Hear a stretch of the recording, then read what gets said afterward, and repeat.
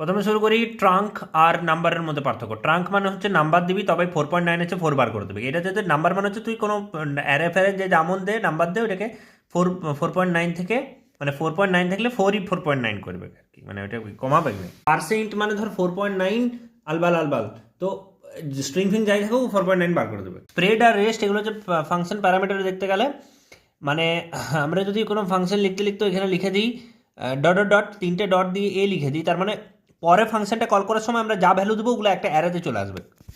অ্যারেতে চলে এসে তারপর ওই যখন আমরা ফাংশনটা লিখছি সেকেন্ড ব্র্যাকেটে এবারে পার নাম অনুযায়ী ও একবার করে কল হবে, যেটা তোর ফর ইচ্ছে হতো।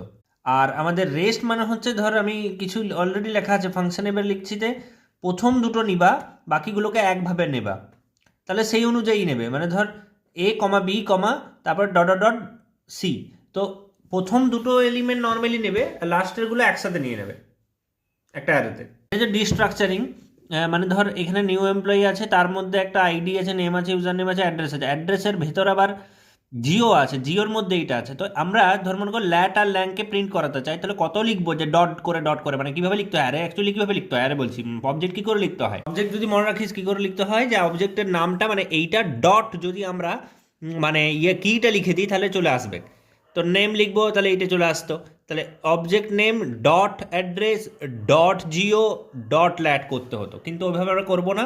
আমরা ডাইরেক্টলি লেট জিও এলএনজি লিখতে পারি, এইভাবে ওই অবজেক্টের নাম লিখে দিতে পারি, দিয়ে এলএনজিকে ডাইরেক্টলি আমি প্রিন্ট করাতে পারি। কিন্তু ওয়ান কাইন্ড অফ এটা একটা ভ্যারিয়েবল নেম হয়ে গেল, এলএনজিকে ডাইরেক্টলি প্রিন্ট করাতে পারিস। আর এখানে লিখতে হবে new employee dot dot address, বা অথবা এখানে ডট জিও লিখেও শুধু এলএনজি লিখলেও এখানে হতো। মানে ওয়ান কাইন্ড অফ তারটাকে যে করে হোক কানেক্ট করি দিয়ে, এই দিক থেকে হোক বা এই দিক থেকে হোক। ফার্স্ট আমরা ইউজ করি না, মাস্ট করবি। শর্ট নিয়ে আমরা বলা আছে, বাট তুই ইউজ করিস না, জানি না কেন। ওই ডিকশনারি লেভেলে এটা হয়, আর নাম্বারের ক্ষেত্রে তখন দিতে হয় নেগেটিভটাকে করতে হয়, মনে আছে এ কমা বি, দেন লিখতে হয় বি মাইনাস এ বা এ মাইনাস বি, এবং less than zero by default. Okay, এটা আমরা বারবার ভুলে যে টু স্ট্রিং ইউজ করতে, অ্যারেটাকে স্ট্রিংয়ে বানাতে। কনক্যাট কনক্যাট আর জয়েনের মধ্যে পার্থক্য মনে আছে? কনক্যাট মানে হচ্ছে অ্যারে থেকে অ্যারে বানিয়ে অ্যারেই বানাবে, জয়েন মানে হচ্ছে যাই অ্যারা ফেরে যা থাকুক ওটা কিন্তু মামা স্ট্রিং তোর মানে স্ট্রিং বানিয়ে দেবে। টু স্ট্রিং মানে হচ্ছে যে কমা দিয়েই মানে কমাগুলোকেও লিখে নেবে স্ট্রিংয়ে। আর জয়েন মানে হচ্ছে সেপারেটার মারলে কিন্তু আলাদা আলাদা ওই মানে ইয়েগুলোই মানে সেপারেটরগুলোকে রাখবে, সেপারেটরগুলো রাখবে না, ডাইরেক্ট দিবে। কমা দিয়ে লিখবি তুই, কমাগুলোকে দিয়ে দিবে টু স্ট্রিংয়ে। হ্যাঁ, আর তুই এখানে তুই সেপারেটরগুলোকে করতে পারিস, কন্ট্রোল করতে পারিস জয়েনে। অ্যারের ক্ষেত্রে স্লাইসে একটা ডেফিনেটলি একটা অ্যারে দেয়, কিন্তু স্ট্রিংয়ের ক্ষেত্রে স্লাইসে নর্মাল স্ট্রিং দিয়ে দেয়। স্প্লিট কিন্তু সম্পূর্ণভাবে আলাদা কাজ করে স্ট্রিংয়ের ক্ষেত্রে। অ্যারের ক্ষেত্রে স্প্লিট দিয়ে কাটাছেড়া হয়, মেনটাতে কাটাছেড়া হয়ে যায়, আর তোর স্ট্রিংয়ের ক্ষেত্রে